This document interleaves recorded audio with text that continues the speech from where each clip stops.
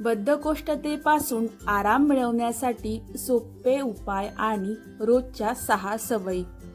तर नमस्कार मित्रांनो, आजचा हा व्हिडिओ सुरू करण्यापूर्वी तुम्हाला एक साधा प्रश्न विचारू इच्छिते। सकाळी उठल्यानंतर टॉयलेटला जाऊनही पोट पूर्णपणे साफ होत नाही का?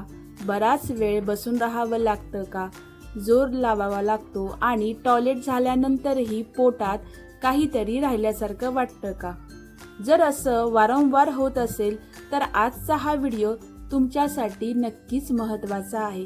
त्यामुळे व्हिडिओ नक्की शेवटपर्यंत पहा, कारण बद्धकोष्ठता म्हणजे फक्त 2-3 दिवस शौचाला न होणं एवढंच नाही, तर शौचाला खूप जोर लावावा लागणे, मल कडक होणे, अपूर्ण साफ झाल्यासारखं वाटणे किंवा पोट फुगणे ही देखील बद्धकोष्ठतेची सामान्य लक्षणं असू शकतात। अनेक वेळा आपण याकडे दुर्लक्ष करतो। आज पोट ठीक नाही, उद्या ठीक होईल असं म्हणत आपण ही समस्या पुढे ढकलतो। पण जर हा त्रास वारंवार होत असेल तर आपल्या आहाराकडे, पाणी पिण्याच्या सवयीकडे, हालचालींकडे आणि टॉयलेटच्या दिनक्रमाकडे लक्ष देणं गरजेचं आहे। तर मित्रांनो, बद्धकोष्ठता होण्यामागे अनेक कारणं असू शकतात। आहारात फायबर कमी असणे, पुरेसं पाणी न पिणे, शारीरिक हालचाल कमी असणे, टॉयलेटची इच्छा वारंवार दाबून ठेवणे, दिनचर्येतील बदल, ताणतणाव किंवा काही औषधांचा परिणाम यामुळेही हा त्रास होऊ शकतो। म्हणून फक्त एखादा झटपट उपाय करण्यापेक्षा मूळ कारणांकडे लक्ष देणं जास्त महत्त्वाचं आहे। आता जाणून घेऊया काही सोपे उपाय आणि रोजच्या सवयी ज्या बद्धकोष्ठता कमी करण्यासाठी उपयुक्त ठरू शकतात। तर सर्वप्रथम आपण इसबगोल बद्दल जाणून घेऊया। तर मित्रांनो, इसबगोल हा पदार्थ मोठ्या प्रमाणात यामध्ये फायबर असतं। ते पाणी शोषून जेल सारखं होतं आणि मल मऊ होण्यास मदत करू शकतं। मात्र इसबगोल घेताना पुरेसं पाणी पिणं अत्यंत महत्त्वाचं आहे। रात्री इसबगोल घ्यायचं असल्यास उत्पादनाच्या पॅकेटवरील सूचना किंवा डॉक्टरांनी सांगितलेली मात्रा पाळा। इसबगोल घेतल्यानंतर पुरेसे पाणी न घेतल्यास उलट त्रास देखील होऊ शकतो। आता दूध काही लोकांना मानवतं, तर काही दूध घेतल्यामुळे गॅस, पोट फुगण्याचा त्रास होऊ शकतो। त्यामुळे प्रत्येकाने आपल्या शरीराला काय योग्य ठरतं हे लक्षात घेणं आवश्यक आहे।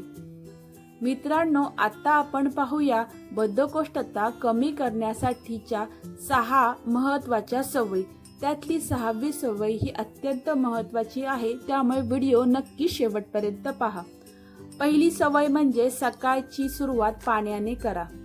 उठल्यानंतर साधं कोमट किंवा सामान्य तापमानाचं पाणी पिण्याची सवय लावू शकता।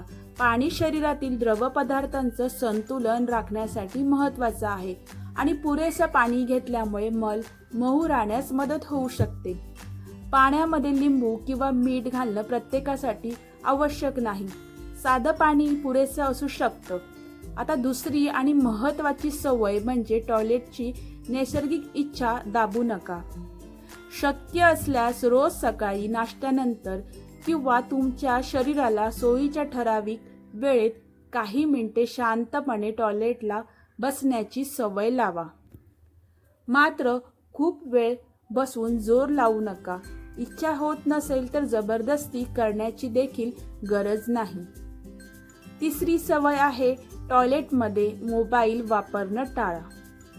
तर मंडळी, मोबाईल पाहत बसल्यामुळे आपण टॉयलेटमध्ये गरजेपेक्षा जास्त वेळ बसतो। यामुळे अनावश्यक ताण येऊ शकतो। त्यामुळे टॉयलेटला गेल्यावर शक्य तितक्या लवकर आणि नैसर्गिक पद्धतीने प्रक्रिया पूर्ण करण्याचा प्रयत्न करा। चौथी सवय म्हणजे नियमित हालचाल।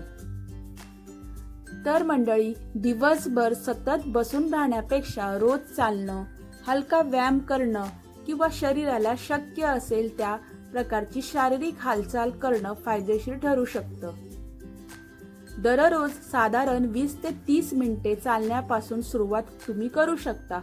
तुमच्या वय आणि आरोग्यानुसार हालचालींचं प्रमाण तुम्ही ठरवू शकता। 5वी आणि अतिशय महत्त्वाची गोष्ट म्हणजे फायबरयुक्त आहार। तर मंडळी, आहारात तुम्ही पपई, पेरू, सफरचंद, भाज्या, डाळी, कडधान्य, ओट्स, जवस किंवा इतर नैसर्गिक फायबरयुक्त पदार्थांचा समावेश नक्की करा. फायबरयुक्त अचानक खूप वाढण्याऐवजी हळूहळू वाढवा आणि त्यासोबत तुम्ही पुरेसे पाणी देखील प्या. फायबर वाढवलं पण पाणी कमी घेतलं तर काही लोकांमध्ये पोट फुगणे किंवा बद्धकोष्ठता वाढू शकते. आता 6वी आणि अत्यंत महत्त्वाची गोष्ट म्हणजे झोप आणि ताणतणावाकडे लक्ष द्या. तर मंडळी, आपल्या पचन संस्थेवर आपल्या दैनंदिन जीवनशैलीचा परिणाम होऊ शकतो. त्यामध्ये अपुरी झोप, सततचा ताण आणि अनियमित दिनचर्या यामुळे काही लोकांमध्ये पचनाशी संबंधित त्रास वाढू शकतो. त्यामुळे नियमित झोप, पुरेशी विश्रांती, खोल श्वास घेण्याचे व्यायाम किंवा हलकी योगासने यांचा तुम्ही दिनचर्येत समावेश करू शकता. तर मित्रांनो, यासोबतच जास्त प्रमाणात प्रक्रिया केलेले पदार्थ, तळलेले पदार्थ आणि कमी फायबर असलेला आहार कमी करण्याचा प्रयत्न करा. आत्ता एक महत्त्वाची गोष्ट आपण बघूया. बद्धकोष्ठतेसाठी वारंवार स्वतःहून रेचक औषधं, गोळ्या किंवा सिरप घेण्याची सवय अजिबात लावू नका. काही औषधं योग्य परिस्थितीत उपयोगी असतात, पण ती कधी आणि किती घ्यायची हे डॉक्टर किंवा फार्मासिस्टच्या सल्ल्याने ठरवणं अधिकच योग्य ठरेल. आणि जर बद्धकोष्ठता अनेक आठवडे टिकत असेल, वारंवार होत असेल व तसेच संसामध्ये रक्त दिसत असेल, तीव्र पोटदुखी, सतत उलटी, अचानक वजन कमी होणं किंवा पोट फुगून शौच आणि गॅस दोन्ही होत नसतील, तर घरगुती उपायांवर अवलंबून न राहता डॉक्टरांचा सल्ला हा नक्कीच घ्या. तर मित्रांनो, शेवटी एवढंच लक्षात ठेवा, पोट साफ होण्यासाठी फक्त एखादा झटपट उपाय करण्यापेक्षा रोजच्या सुधारणावर, रोजच्या सवयींवर भर द्या. पुरेसे पाणी प्या, योग्य प्रमाणात फायबर, नियमित हालचाल, टॉयलेटची इच्छा न दाबणे, स्क्रीनपासून थोडं दूर राहणं आणि चांगली झोप या छोट्या सवयी दीर्घकाळासाठी उपयुक्त ठरू शकतात. तर मंडळी, बदल लगेच जाणवला नाही तरी सातत्य सोडू नका. प्रत्येक व्यक्तीचं शरीर वेगवेगळं असतं, त्यामुळे आपल्या शरीराला काय योग्य आहे हे समजून घेणं तितकंच महत्त्वाचं आहे. तर मित्रांनो, आजची ही माहिती तुम्हाला उपयोगी वाटली असेल तर व्हिडिओला एक लाईक करा व तसेच तुमच्या कुटुंबियासोबत आणि मित्रांसोबत हा व्हिडिओ नक्की शेअर करा आणि अशाच उपयुक्त आरोग्यविषयक माहितीसाठी चॅनलला सबस्क्राईब करायला अजिबात विसरू नका. पुन्हा भेटूया अशाच एका नवीन आणि उपयुक्त व्हिडिओसोबत. धन्यवाद.